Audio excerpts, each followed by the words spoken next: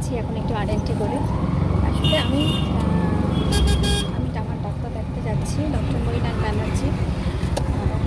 আমি এই স্লটটাই ফাঁকা পেলাম, কারণ ডক্টররা সকালের স্লটটা একদম পাইনি।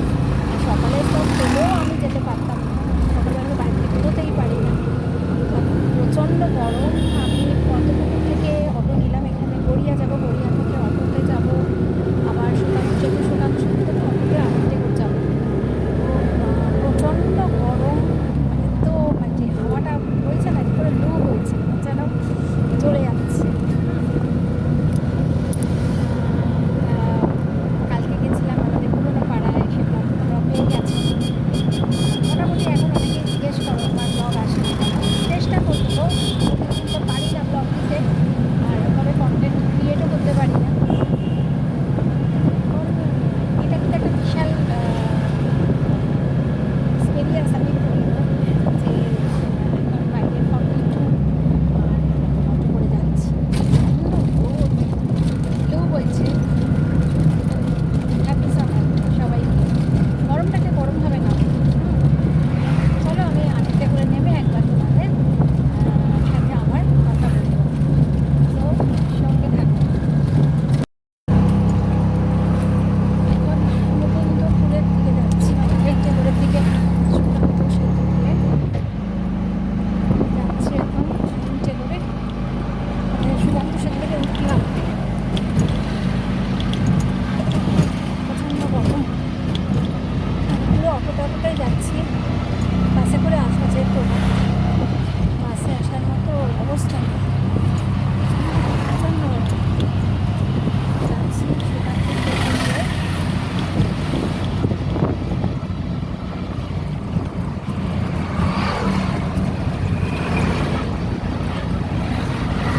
ট্রেনটে করে পৌঁছাবো, তোমাদের সাথে কথা বলবো।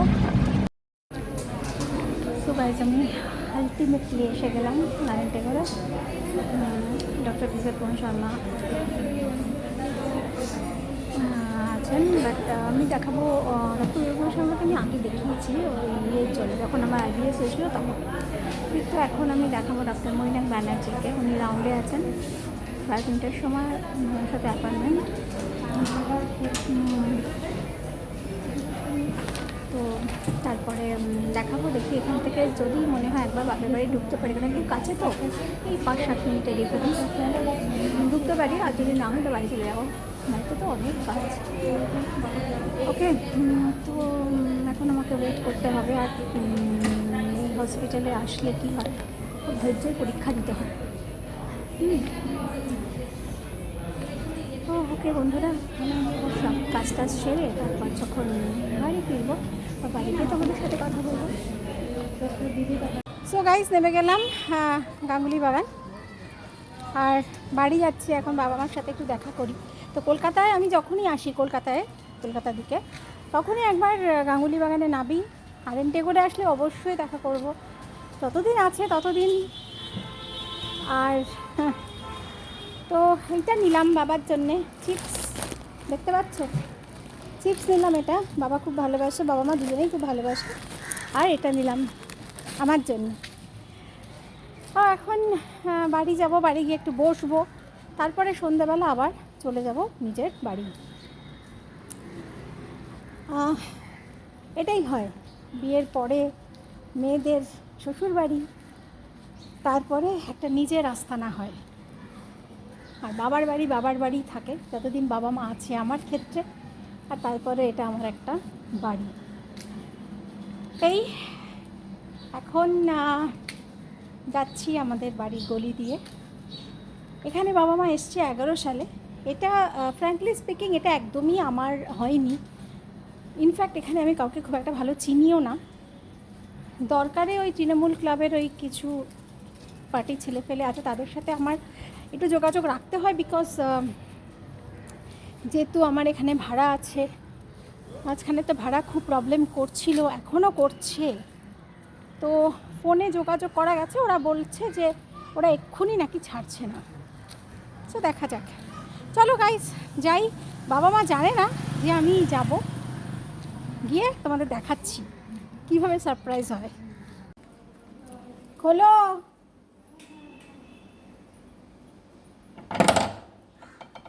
আমার মাথা খারাপ, আমি চাবি আনতে গেছি। কেন? আমার সোনা কই? সোনা সোনা কোথা থেকে আসবে? সোনাই আসেনি না। আমি এসছি, ও কেন আসবে? আমি এসছি ডাক্তার দেখাতে, ও কেন আসবে? হ্যাঁ হ্যাঁ সত্যি। সোনাই হ্যাঁ মশলা ধোসা খাবে বলছে। না না মশলা ধোসা খাও, মশলা কি ধোসা। আনলে? আমি তো দেখবো আমার মশলা ধোসা নিরামিষ আমাকে খুব তরকারি, ভালো এটা লাগে। বাবা মোচা রান্না, আর এইটা গাছের কাচকি মাছটা ওই গোড়ার কাছে তোমাদের দিয়ে সন্দীপের বাবারও খেতে মোচাটা চাও। বাবা রান্না বেশিরভাগ করেছে। দিনে মশলা ধোসা খেয়ে কাটে। কালকে না পরশু দিন। কি? তা বাবা রান্না করেছে, তুমি কি রান্না করেছো? মোচা বাবা রান্না করেছে, কাচকি মাছ বাবা রান্না করেছে, তুমি কি মাছ, তুমি কি রান্না করেছো? যেটুক ছিল দিয়া মোচাটা শুনে আর ওইটা আজকে নিরামিষ তরকারি। ওই সাথে সিটি মারাইরা 5 টাকা দিল।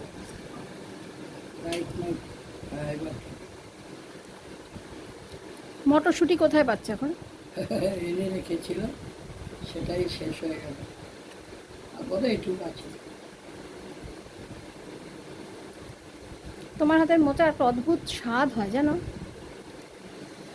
সত্যি একটা অদ্ভুত স্বাদ হয়, যেটা কোনোদিন মাও আনতে পারেনি, আমিও আনতে পারিনি। আমি তো পারি না, বাদ দাও।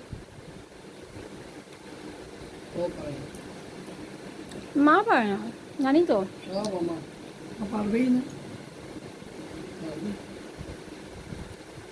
না, যেগুলো ভালো পারে। তোমার যদি এটা এইটা- ইয়ে থাকতো, এইটা হোম খুব ভালো বয়সটা হয়। অল্প থাকতো, হোম ডেলিভারি করতাম। এটা খুব ভালো। একটু মাছটা বেশি করে দিতে বলেছিল। কথা শোনো না।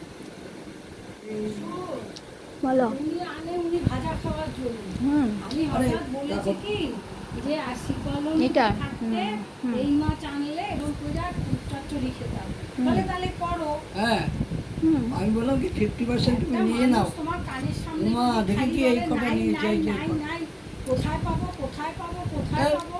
তা তুমি কি, আমি তো Don't interrupt বলেছিলাম me. 50% তুমি নিয়ে নাও। আমি কি বললাম, মোচার মধ্যে তুমি কি নারকেল দিয়েছো? এই যে সকালে বাবাকে করে দিয়েছিলাম লুচি? বুঝছি, হ্যাঁ, আমি এই যে বাবা আবার- লুচি খাচ্ছে। আটাল লুচি, আটাল। আরে সোমবার করে ক্ষতি হবে না। আমি তো রুটি খেতে পারবো না, ছাকা পোড়া খেতে নাই। একটাই খাবার খাবার। তারপর আমি কি করেছি, হুম। আমি এরকম কইরা ওই ছাকা মানে ওই কড়াইয়ের মধ্যে এগুলো রুটি খেতে ভালো তো। পারতাম। আগুনে ডাইরেক্ট ছাকা খেতে নাই। বিয়াসের বাবা রুটি খেতে পারে না, লুচি খেতে পারে, পরোটা খেতে পারে। আমি লুচি আর কিছু একটু খা না। না, না, তেল তেল ভালো, তেল বেশি তেল নাই, সান দাও। সুজি খাবে, খাওয়াই সুজি। দে না। না আমি ওকে খাওয়াবো কেন, ওর মতো খাবে, সুজিতে দরকার নেই। বেশি লাগে না। তবে আমি না, আমি মামা দুটো খাবো না, বাবা ওভার হয়ে যাবে, দুটো খাবো না। এরকম হয়, আরেকটা যেটা কি বলো তো, আমি যেটা একদিন তুমি আমাকে খাওয়াবে মা, এটা হচ্ছে সুজি। ছোটবেলায় যেরকম সুজি খাওয়াতে, তোমাকে দেখিয়ে দিই। বাদামি করে ভেজে, ওটা আমি একদম পারলাম না। আর আমাদের বাড়ির লোকজন তো কেউ সুজি খায় না, সুজিতে নাকি অম্বল হয়। ওকে নোনতা সুজি আমি করে দিতাম না, মন দেখতে চেটে পুটে খেতে। তেল লাগে না বেশি। মিষ্টি সুজিটা খুব ভাল লাগে। গাজর দিবি, মটরশুঁটি দিবি, আলু দিবি, সবগুলো দিতে হবে অল্প অল্প, অপূর্ব লাগবে। তারপরে ওটাকে পুরো ভেজে নেব। আর প্রথমে তো ভাত দিয়ে সুজি না ভাজলে হয় না। সুজিটা আগে ভেজে নেব, অবশ্যই সুজি না ভাজলে তো ভালো লাগে। দিয়ে তুলে রাখবো। তারপরে ওইটাকে হ্যাঁ। ওটা তেল ফেল দিলি, না, ঝাল সুজি, ঝাল সুজি। তারপর সুজিটা দিয়ে দিবি, নুন দিবি, নুন দেবো, তুমি অর্ডার দাও কি দেবে। বাদাম দেবো। তাহলে একটু আরও ভালো লাগবে যদি একটু ডিম ভেঙে দিস, অল্প একটু, অল্প এই যে সবই কিন্তু ঠান্ডা জল। তরকারিগুলো দিলি তো, ওর মধ্যে একটু ডিম দিয়ে দিবি, ঝুড়ি হয়ে গেল। এইবার ভাজা সুজিটা, না ও চা খাবে না। ভাজা সুজিটা ওর মধ্যে দিয়ে দিবি। হালকা ভাজবি, বেশি ভাজবি, একটু হালকা, থাক থাক থাক, একটু হালকা, মা থাক, আমি দেখে নিই। একটু হালকা কালার হবে, হালকা। হ্যাঁ হ্যাঁ হ্যাঁ। আমরা তো ওই তরকারি ওটাই খেতাম। পেঁয়াজ খুব ভালো কামেক করে দেখিস। আমরা তো ঝাল না, তখন কিন্তু গোলমরিচের গুঁড়ো দিয়ে দিত। যেটা তোর ভালো লাগবে সেটা তুই অর্ডার করবি। স্যালাডে কি কি করলাম মশলা দেখা, আজকে 30 তারিখ আর এখন বাজে সন্ধে 6টা। কলকাতায় টেম্পারেচার হচ্ছে 42, 42 বলছে। তা কলকাতায় 42 হলে বারুইপুরে 41 তো হবেই। প্রচণ্ড গরম আর কি কষ্ট হচ্ছে। তো আমি এই ঘরে ঢুকেছি তখন 3:30 বাজে। এবার তো বেরোবার টাইম হয়ে গেল, 6টা বাজে।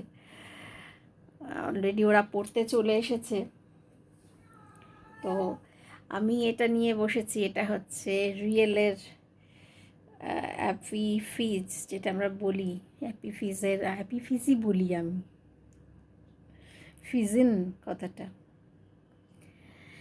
এটা নিয়ে বসেছি, একদম ঠান্ডা, খুব ভালো লাগে এটা আমার খেতে। অ্যাপেলের যে জুসটা খুব ভালো লাগে। এই শুয়ে শুয়ে ব্লগ দেখছিলাম, বিভিন্ন ব্লগ দেখি আমি, খুলতে পারছি না, এটা খুলতেই পারছি না। তো বিভিন্ন ব্লগ দেখি আমি। ও কালকে বাবার বাড়ি যখন গেছিলাম তখন আমি ব্লগ করেছি, তারপর বাড়িতে এসে এত শরীর খারাপ লাগছে, 8:30টার সময় বাড়িতে ফিরেছি, এত শরীর খারাপ লাগছে না, ব্লগ আমি আর শেষ করতে পারিনি। সো আজকে সকাল থেকেও পারিনি ক্যামেরা ধরতে। পুরো বিকেলটা আমি ওই ব্লগ দেখে দেখে আমার কেটে গেল, বিকেল বলছি দুপুরটা। তারপর একটু ঘুমিয়েও ছিলাম। এখন যাই উঠি, সন্ধে দিতে হবে, প্রচুর কাজ করতে হবে।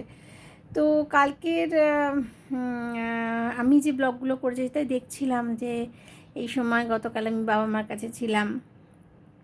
বাবার অনেক বয়স হয়ে গেছে, 81 বছর বয়স। বাবার এখন ড্রেসেরও ঠিকঠাক রাখতে পারে না, আর এমন অবস্থা না, সারা গায়ে অ্যালার্জি হয়ে গেছে বাবার, গরমে এটা খুব হয়, খুব কষ্ট হয় জানো তো। মানে বাবা মা বড্ড অসহায় হয়ে গেছে। আর আমি যেহেতু কাছে থাকতে পারি না, আমি গিয়ে গিয়ে দেখি, আর এখানে এনে রাখার মতো অপশান নেই। বাবা মাকে যেন রাখবো, কোথায় রাখবো, ঘরের একটা সমস্যা। তারপরে আমার তো অনেক পেটসরাও আছে বাড়িতে। খুব মানে মনটা ভারী হয়ে যায় যে এই যে ব্লগগুলো করছি, এগুলোই হয়তো থেকে যাবে, যখন ওরা থাকবে না তখন আমি ওদেরকে এভাবেই দেখব। জীবনে একটা জিনিস, আমি একটা জিনিস জীবনে ফিল করেছি, যে বাবা মা ছাড়া পৃথিবীতে কেউ আপন হয় না। আর বাবা মার পরে যেটা হয় সেটা হাজব্যান্ড। আমার ক্ষেত্রে তো তাই, বাবা মা আমার, বাবা এখনও কত কিছু রেসিপি জানে, কত কিছু বলে, কত কথা বলে। আর বাবা মার পরে হচ্ছে আমার হাজব্যান্ড, বিয়াসের বাবা। অসম্ভব ব্যাম্পার করে আমাকে সব সময়, রাগ দুঃখ অভিমান আমার সবটুক ও হ্যান্ডেল করে। আমি এত সত্যি, আমি জীবনে হয়তো অনেক পুণ্য করেছিলাম আগের জন্মে, তাই এই জীবনে এত ভালো বাবা মা, এত স্বামী আমি পেয়েছি। এই মুহূর্তগুলোকে আগলে ধরে রাখার চেষ্টা করি। আমাদের সময় ফোন ছিল না, যদি ফোন থাকতো তাহলে, যদি তখন ব্লগ করতে পারতাম, তাহলে আমার ঠাকুমাকেও আমি এখন একদম জীবন্ত দেখতাম। অনেকে আমাকে জিজ্ঞেস করে ব্লগ করো কেন, এটা করো কেন, কিন্তু এগুলোর কোনো উত্তর নেই। কারণ তোমরা যদি ভিডিও না মানে না করো, যদি কোনো ব্লগিং না করো, করো যখন এরা কেউ থাকবে না, তখন তুমি এদেরকে দেখতে পাবে। এনিওয়ে, জীবনে দুঃখ কষ্ট সবার আছে, তার মধ্যে দিয়ে আমরা এগিয়ে চলি। আমাদের এগিয়ে চলতে হয়, আমাদের প্রিয়জনদের ভালো রাখতে হয়, আর নিজেকেও ভালো রাখতে হয়। তো অনেক সাপোর্ট পাচ্ছি। হ্যাঁ, একটা জিনিস দেখো, দেখতে পাবে, এই দেখো কোথায় বসেছে আমার রুহুজান, ওই দেখো সারা দুপুর আমার সাথে শুয়েছিল। ও হচ্ছে পুরো এসির বাচ্চা। আমি বেরিয়ে যাবো, এবার বিয়াস যখন আসবে, বিয়াস ঢুকবে, সারাক্ষণ এসি থেকে নড়ে না। যখন এসি বন্ধ করে বেরিয়ে যাব, ঘরটা ঠান্ডা থাকবে, তো আমার সবগুলো ঘর এই খাটের নিচে শুয়ে থাকবে, এমন পাজি। সো এগুলো 10 টাকা দাম এদিকেতে। সো ভালো থেকো, ভালো রেখো সবাইকে, সুস্থ থেকো। এই গরমে প্রচুর জল খেও, আর মনটাকে ভালো রাখতে সৎ পথে থেকে যা ভালো লাগে তাই করো। ওকে, অনেক সাপোর্ট করছো, অনেক ভালোবাসা দিচ্ছ, তার জন্য আমি আরেকবার তোমাদের সবাইকে অনেক অনেক ধন্যবাদ দেব না, ভালোবাসা দেব। আর আমি খুব শিগগিরই একটা কিউএনএ রাউন্ড করতে চলেছি। সেই কিউএনএ রাউন্ডে তোমাদের সমস্ত প্রশ্ন তোমরা আমার ব্লগ যখন দেখবে তখন প্রশ্নগুলো করে রেখো, আর আমি কিউএনএ রাউন্ড করে তোমাদের সমস্ত প্রশ্নের আনসার দেবো। কেমন? তোমাদের যার যেমন খুশি প্রশ্ন তোমরা আমাকে করতে পারো। ওকে, সো গাইস, ভালো থেকো, ভালো রেখো, আর সুস্থ থেকো। টাটা।